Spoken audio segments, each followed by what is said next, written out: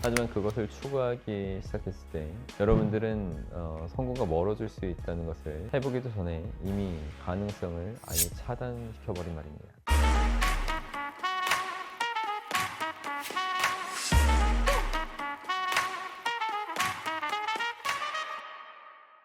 안녕하십니까, 여러분의 심리멘토 박수입니다. 여러분, 평범한 사람과 성공한 사람의 차이는 무엇이라고 생각하세요? 평범한 사람과 성공한 사람, 이 말 자체에 답이 들어 있습니다. 그것은 아마도 성공한 사람들은 평범하지 않았다, 혹은 평범하게 생각하고 말하지 않았다, 이런 의미가 될 수 있겠죠.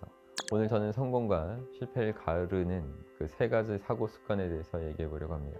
평범하지 않은, 다시 말해서 남다른 생각을 하기 위해서는 여러분들이 평소에 흔히 하는 언어 습관과 유행하는 단어들을 그대로 사용하기 전에 한 번 더 곱씹어 볼 필요가 있습니다.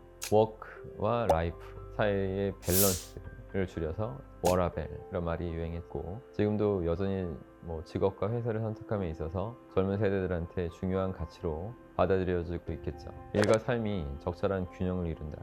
굉장히 듣기 좋아 보이는 말입니다. 하지만 저는 이 워라벨이라는 단어를 들었을 때 워라벨이 과연 여러분들한테 행복감과 만족감을 가져다 줄 수 있는 하나의 가치관이 될 수 있는지에 대해서 강한 의문이 듭니다. 그 이유는 워라벨이라는 말 속에는 일과 삶을 분리해서 떼어놓고 있는, 철저히 구분하려는 심리가 있기 때문이에요. 여기에서는 분명히 일이 삶을 위협하는 존재로 인식되고 있죠. 일은 줄여야만 하는 것이고 삶 자체는 보호받아야 하는 것으로 명확하게 이분화되고 있습니다. 저 역시도 그렇지만 주변에 성공하신 분들 보면 아주 분명하게 느껴지는 사실이 그들이 일을 정말로 즐기고 있다는 것입니다. 성공에 있어서 무엇보다 가장 중요한 가치는 그 일을 즐길 수 있느냐 없느냐에 달려있다고 해도 무방합니다. 하지만 이 빛 좋은 개살구, 워라벨이라는 말을 신봉하는 사람들은 결코 일을 즐기지 못하는 사람들일 가능성이 높죠. 일과 삶의 균형, 좋은 말이죠. 하지만 그것을 추구하기 시작했을 때 여러분들은 성공과 멀어질 수 있다는 것을 유념하셨으면 좋겠습니다. 일이 즐거운 사람은 일 속에서 삶을 찾고 삶 속에서 일을 찾습니다. 즐기면서 노력하는 자에게 성공은 자연히 따라오는 그런 가치인 것이 분명한 거죠. 두 번째로 말씀드릴 이야기는 바로 아침형 인간에 대한 겁니다. 아침형 인간이 성공하는 사람의 모델로 제시된 지는 좀 오래됐죠. 여전히 많은 자기계발서들이 미라클 모닝의 기적을 설파하고 있고, 아침 새벽 4시에 일어나는 사람들이 성공한다는 그런 식의 잠언들을 주입하고 있습니다. 저는 이 아침형 인간에 대한 오랜 이미지가 허상이나 다름없다고 생각합니다. 말하자면 이른 아침에 하루를 시작하는 사람들만이 올바르고, 저녁이나 밤 시간에 더 고효율의 능력을 발휘하는 사람들은 올바른 생활을 하지 못하고 있다는 그런 인식을 심어주고 있는 것인데, 체질적으로 아침이 맞는 사람이 있고 그렇지 못하는 사람들도 있습니다. 저녁 시간대를 잘 활용하시는 분들이 아침형 인간의 굴레로 인해 스스로를 억압해야만 하는 그런 상황이 저는 무척 안타깝습니다. 아시는 분들 아시겠지만 저는 아침형 인간은 아닌 것 같아요. 밤 시간대를 활용해서 이것저것 일을 처리하다 보니까 새벽에 잠을 자는 경우도 대부분이었습니다.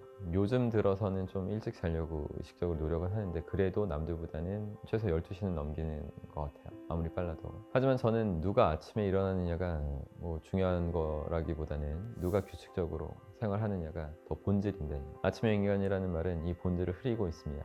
아침 일찍 일어나서 이른 밤에 일찍 잠에 드는 패턴이 맞으시다면 아침형 인간을 하시면 되고, 조금 늦게 일어나도 늦은 밤이나 새벽에 더 일의 능률이 좋은 분들은 저녁형 인간을 하시면 됩니다. 굳이 아침형 인간, 미라클 모닝이라는 말을 만들어서 그렇지 못한 사람들한테 죄책감이나 자괴감을 심어줄 필요가 전혀 없다는 겁니다. 이 영상을 보고 계시는 수많은 정형형 인간에 해당하시는 분들께 힘내시라는 말씀을 전하고 싶어요. 지금까지 워라벨과 아침형 인간에 대한 함정에 대해서 말씀드렸어요. 무심코 사용하는 말이 얼마나 강력한 힘을 갖고 우리 자신에게 암시를 걸고 있는지 이해하셨을 겁니다. 여기서 마지막으로 금기어를 한 가지 더 말씀드릴게요. 그건 바로 못한다는 언어 습관입니다. 못한다. 많은 분들이 이런 말투를 갖고 계시는 것 같은데, 난 못해, 그건 못하겠어, 아마 못할 거야. 별로 대수롭지 않은 말들일지도 모릅니다. 하지만 못한다라는 말에는 can't라는 불가능의 그 의미가 있죠. 해보기도 전에 이미 가능성을 아예 차단시켜버린 말입니다. 사소한 말 습관에서도 못한다 이러지 마시고 안 한다로 바꿔보십시오. 못하는 게 아니라 안 한다는 그 말에는 여러분의 의지가 담깁니다. 할 수 없는 것이 아니라 하지 않기로 선택했다는 말이 되겠죠. 하지만 우리 인간은 자율성을 갖고 본인이 선택할 수 있다는 믿음을 가졌을 때야말로 내적 동기가 생기기 마련이고 자제력도 높아질 수 있고 성과 또한 좋게 만들 수 있다는 것을 아셔야 됩니다. 스스로를 못한 사람으로 여기지 마시고 주체적으로 선택할 줄 아는 사람으로 여기셔야만 합니다. 사소한 언어 습관 하나만 바꾸셔도 여러분의 삶이 서서히 더 좋은 쪽으로 바뀌어 가시는 것을 느낄 수 있게 되실 것입니다. 자, 여러분 항상 힘내시고 더 발전해 가십시오. 고맙습니다.